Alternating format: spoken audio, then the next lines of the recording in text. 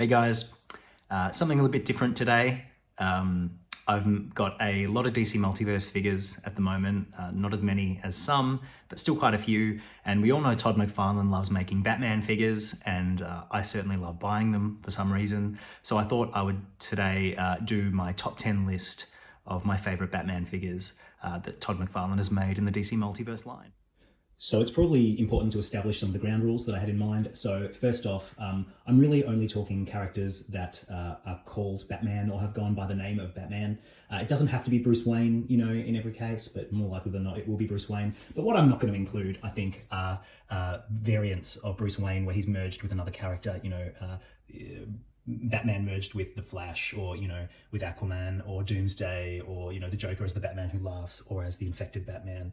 I think I'm going to keep it as Batman. They have to be recognizable as Batman, or have gone by the moniker of Batman, because otherwise there's just too many variants and it becomes too hard. You've got to impose some limitations. So without further ado, here are my top 10 Batman figures produced by Todd McFarlane. So coming in at number 10 is Batman Beyond, Terry McGinnis Batman. Big fan of the animated series. This figure kind of skews closer to the comic, I think, but overall it is a great figure. It's kind of got a really nice balance between detail and also sort of the smooth look that sort of defines this futuristic Batman. His wings are a little bit annoying, and the way they sort of attach to his back is kind of a bit ugly. Don't really love the look at them. You know, they're not easy to remove, but, you know, they get the job done, and I think he's easily the best version of Terry McGinnis that we've ever got. Yeah, like him a lot. That's why he is my number 10. Number 9 is Three Jokers Batman. Now, this might surprise a lot of people because I think this is a lot of people's favorite Batman that McFarlane has done. He's very classic, the black, the gray, the yellow utility belt, and the yellow and black bat symbol. He's very cool. I like him a lot. I find the head sculpt is just a little, you know, it's a little gruff. I don't know. I don't like my Batman that gruff. I don't like my Batman super angry, but for what it is, this is, you know, very cool. It's a great figure, easily in my top 10, number 9 in fact. But in terms of basic Batman, or more traditional Batman, I have ones that I like more than this, and you'll see them popping up later in the video. Number 8 is Arkham Knight Batman. Now, this is a really cool Batman, and so much of an improvement on the Arkham Asylum version that we got in the first wave, which I got rid of mine because I just didn't see a place for him in my collection anymore. The head sculpt on that figure was absolutely terrible, and you can see that for the Arkham Knight version, you know, McFarlane absolutely killed it. It's one of the best Batman head sculpts he's ever done. You know, it captures the source material perfectly. I really love the game. I wouldn't say that like tactical armored Batman is sort of my favorite type of Batman, but for what it is, I think this is one of the coolest versions of, you know, tactical Batman.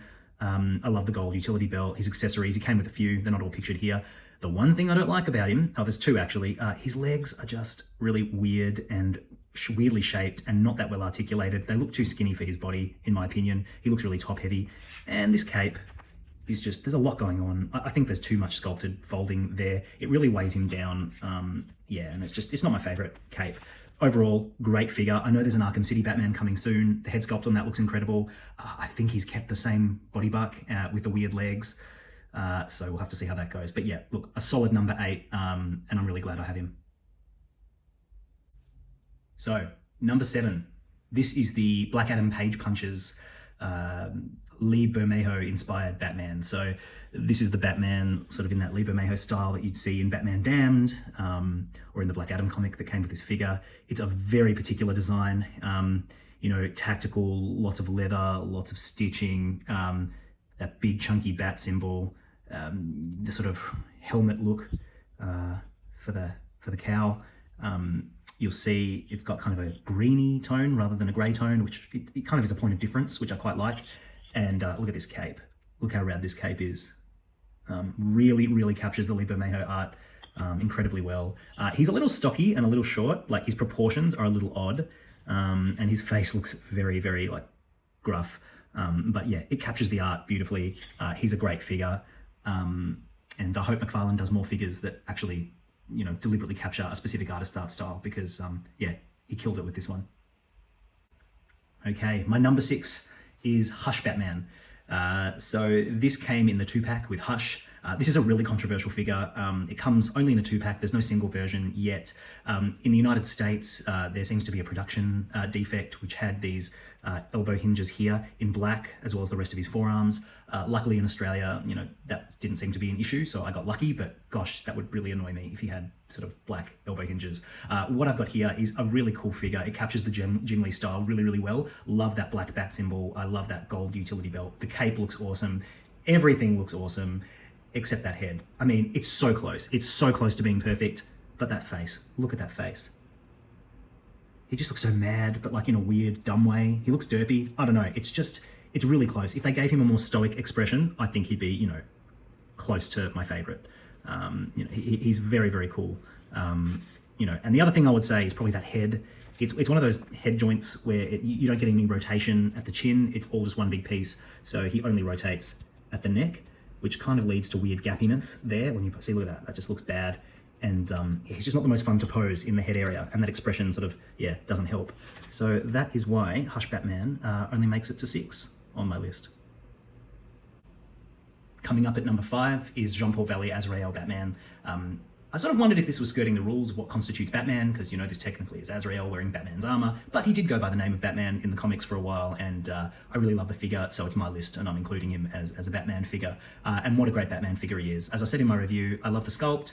I love the design in general. I think it's just really awesome. The only thing that keeps this at sort of number 5 in the middle of the pack is the paint job. The blue is not nearly dark enough. It should be darker blue. It should have a metallic sheen. The claws should be silver. The gold should be a little bit yellower instead of bronze. And it's just those small details like that which would have really made this pop, and it would have been like one of the best DC Multiverse figures ever. As it is, it's still one of my favorites. It's just not as good as it could be. So yeah, number 5 is Jean-Paul Valley AZRAEL Batman. So now my number 4 Batman is Dark Knight Returns Batman. Now this is going to be controversial because, you know, Frank Miller's art style is very distinct, and when toy companies like McFarlane render the Dark Knight Returns Frank Miller art style in 3D, it can look weird, and it's not everyone's cup of tea because you get this sort of very bulky, kind of hideous looking Batman. But like if you take it for what it is and for what it's meant to be, this is awesome. I really love that massive chunky bat symbol. I love the way you can see his like batsuit is stretching to contain his bulk. That head sculpt is just, you know, it's brutal, it's angry, it really captures what it's meant to be perfectly. I love the utility belt with all the little pockets. You know, I just think he looks absolutely amazing. His legs, arguably a little bit long, but you know, that's a nitpick. I just have really, you know, fond feelings towards that comic, and this figure sort of just captures those same feelings. And yeah, that's why Dark Knight Returns Batman, my number 4. My number 3 is White Knight Batman. Now this is from the Sean Murphy Elseworlds comic. White Knight, or Batman White Knight and Curse of the White Knight. This is the, it's one of the dark horses in my collection because I'd never really read the comic, and then I saw this figure and I just loved the look of it so much that I had to go out and buy the graphic novel, Batman White Knight, and it was amazing. I really loved it. It was great fun. This is sort of like a crazier, more unhinged, tired Batman, but I just really love the sort of distinctive elements to the design, like the multicolored black and grey legs, the big crazy utility belt, and that bat symbol that stretches across his chest. Also, the collar on the cape, I think is just, and the way the cape goes over the shoulders, I think is just really unique. And it just sets this Batman apart, and you instantly know who it is when you look at it. He captures the style perfectly. And I think McFarlane has just like, you know, translating 2D art into a 3D figure that is fun to play with and captures the art style. It's not easy to do. And I think this is just one of the best, you know, examples of that. And the cape is awesome. And he's just awesome, and he's unique, and he's distinct. And he makes me smile when I look at him. So that is why he is my number 3. All right, so for my number 2, I'm really cheating, and it's going to be a tie between Rebirth Batman and the Dark Knight's Metal Rebirth Batman. For me, I can't split these apart. They are sort of the same Batman in my eyes, just 2 different artistic depictions of the same Batman. And the figures, you know, I couldn't split them apart. You know, the Rebirth one is just very classical, very heroic looking, very lean. I love how lean he is. He's a little bit short. Everyone sort of commented on that already. I love sort of the purple cape on the inside. I love the vibrant yellow against the dark grey. You know, I just think he's just sort of the perfect default Batman. I mean, this is the classic look for Batman. This is my Justice League Batman. You know, and I just really love this design. I love the way the colors pop. The purple adds a sort of a bit of spice to it.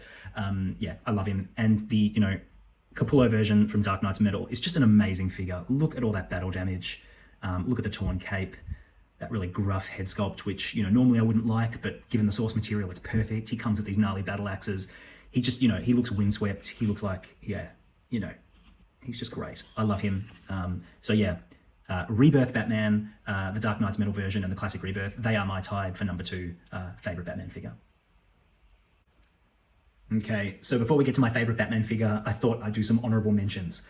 So these 4 figures are my honourable mentions. They don't quite make it in the top 10. It's not to say they're not amongst my top 10 favourite figures. Some of these might actually be, more special to me than some of the Batman we've looked at. But the reason they don't make it onto the top 10 Batman list is that they are just a little bit too weird to count as Batman. So here we have the Dark Detective Bruce Wayne Batman from Future State. An amazing look with that trench coat and the armour and sort of the earless cowl. It doesn't really, it's not a classic Batman. It's a little bit weird. I don't love the source material. I'm not familiar with it, but I love the look of him. Like, as a figure that's Batman, he's amazing. Last Night on Earth Batman, similarly, it's not a classic Batman. I mean, he's got his Arkham Asylum straitjacket on. He's got like Joker's head in a jar.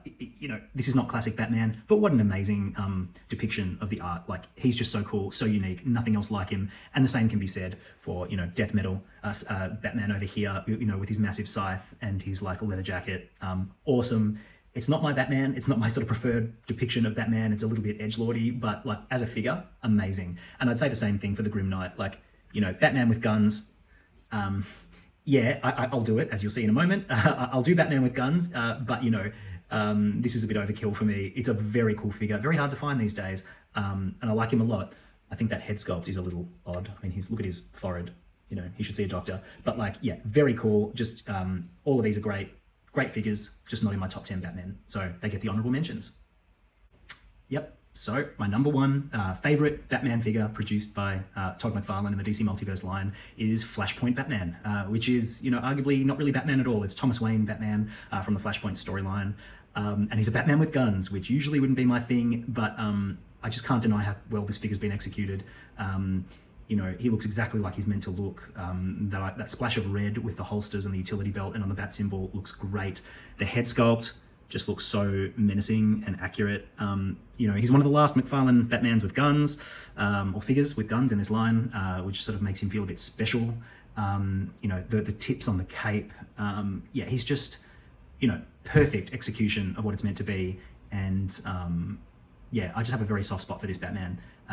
He's not the classic Batman. He's not Rebirth Batman. He's not going to be the primary Batman, main Batman in my display. But you ask me my favorite Batman, it's this guy here, FLASHPOINT Thomas Wayne Batman. So yeah, that's all for me. I hope you enjoyed this, and I hope that it's maybe inspired you to go out and grab some Batman figures that you missed. So that's all from me. Thanks.